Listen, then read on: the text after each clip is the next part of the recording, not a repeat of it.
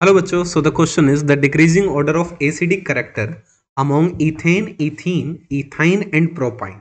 Okay, तो चलिए देखते हैं बेटा एसिडिक कैरेक्टर की अगर हम बात करें। ओके, तो ये हमारे पास जो है इथेन है फर्स्ट में, ये हमारे पास इथीन है सेकंड में, ये हमारे पास इथाइन है और ये हमारे पास प्रोपाइन है। ठीक है, अब देखिए अगर हम इसमें बात करें कार्बन की, तो जो कार्बन की इलेक्ट्रोनेगेटिविटी, एसिडिक कैरेक्टर क्या होता है अगर मैं एसिडिक कैरेक्टर की बात करूं, तो देखो बेटा एसिडिक स्ट्रेंथ की अगर हम बात करें, एसिडिटी की, एसिडिक स्ट्रेंथ ही लिख लेते हैं चलिए। एसिडिक स्ट्रेंथ की अगर हम बात करें तो देखो बेटा जैसे मान लीजिए एच ए है, तो ये डिसोसिएट हुआ मान लीजिए इस तरीके से एच प्लस और ए माइनस में, है ना। एसिड तो वही कहलाएगा जो आसानी से एच प्लस दे दे। तो देखो बेटा मोर स्टेबल कॉन्जुगेट बेस, जितना ज़्यादा एच प्लस जाने के बाद ये एनायन बनेगा मोर स्टेबल, उतना ही ज़्यादा मोर एसिडिक जो है आपका कंपाउंड होगा। तो मैं सब में से H प्लस निकालता हूँ। सपोज करो मैंने पहले वाले कंपाउंड में H प्लस निकाला और एनायन बना ये वाला। इसी प्रकार से इसमें से मैं H प्लस निकालता हूँ तो एनायन बनता है ये वाला। इसमें से अगर मैं H प्लस निकालता हूँ एनायन बनता है ये वाला।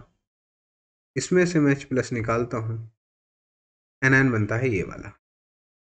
तो अब यहाँ पर एनायन की अगर मैं स्टेबिलिटी देखूँ तो बेटा देखो नेगेटिव चार्ज हम यहाँ लिख लेते हैं, negative charge is more stable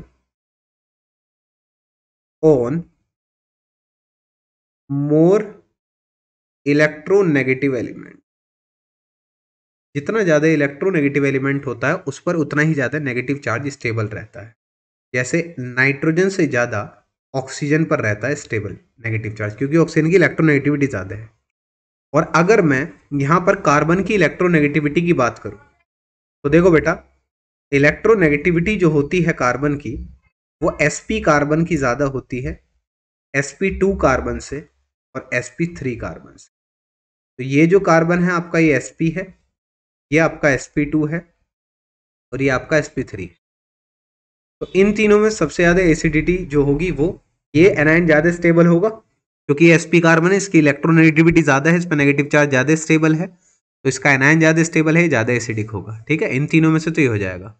और अगर मैं इन दोनों की बात करूँ तो इस पर देखो, यहाँ पर आप ध्यान से देखें कि एसिटिलीन में दो एसिडिक हाइड्रोजन है, एक ये वाला एक ये वाला, जबकि प्रोपाइन में केवल एक होता है। तो इसकी एसिडिटी इससे ज़्यादा हो जाएगी। ठीक है, तो सबसे ज़्यादा स्टेबल हो गया, सबसे ज़्यादा एसिडिक हुआ थर्ड, फिर हुआ फोर्थ। ठीक है, क्योंकि वो भी एसपी है इसलिए इसके बाद यही आएगा, फिर आएगा आपका सेकंड और फिर आएगा आपका फर्स्ट। तो second fourth, sorry third fourth second first. So hence option C will be the correct answer. And I hope the concept is very much clear to you. Thank you and best of luck.